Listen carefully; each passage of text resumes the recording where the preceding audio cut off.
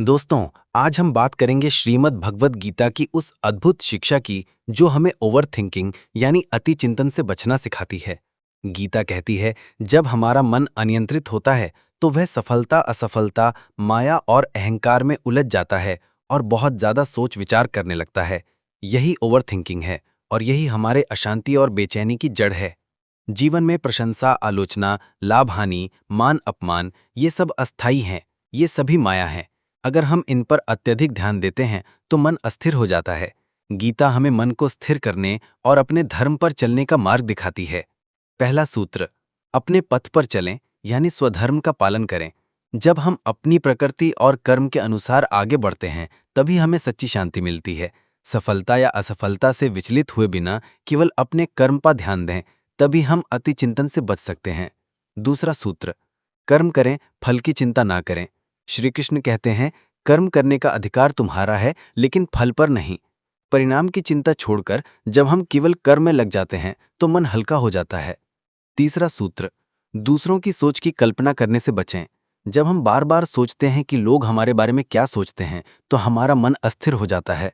इस आदत को छोड़ दें और आप पाएंगे कि मन शांत और स्थिर हो गया है। चौथा सूत्र, अहंकार को त्यागें। जैसे कमल का फूल पानी में रहकर भी उससे अछूता रहता है, वैसे ही हमें भी अहंकार और संसार के प्रभावों से मुक्त रहना चाहिए। जब अहंकार समाप्त होता है तो ओवर थिंकिंग भी कम हो जाती है। पांचवां सूत्र, मन को नियंत्रित करें और अनुशासन बनाए रखें। ध्यान, श्वास अभ्यास और नियमित मनन से हम मन को नियंत्रित कर सकते हैं। जब मन अनुशासित होता है तब हम अनावश्यक सोच विचार से बच जाते हैं। छठा सूत्र, प्रशंसा और आलोचना में समानता का भाव रखें। सच्ची शांति तभी मिलती है जब हम दोनों स्थितियों में संतुलित रहें, न प्रशंसा से अहंकारी हों, न आलोचना से निराश। सातवां सूत्र, वर्तमान पर ध्यान दें। ओवर थिंकिंग का सबसे बड़ा कारण है या तो अतीत का पछतावा या भविष्य की चिंता। गीता कहती है कि हमें केवल वर्तमान में जीना चाहिए।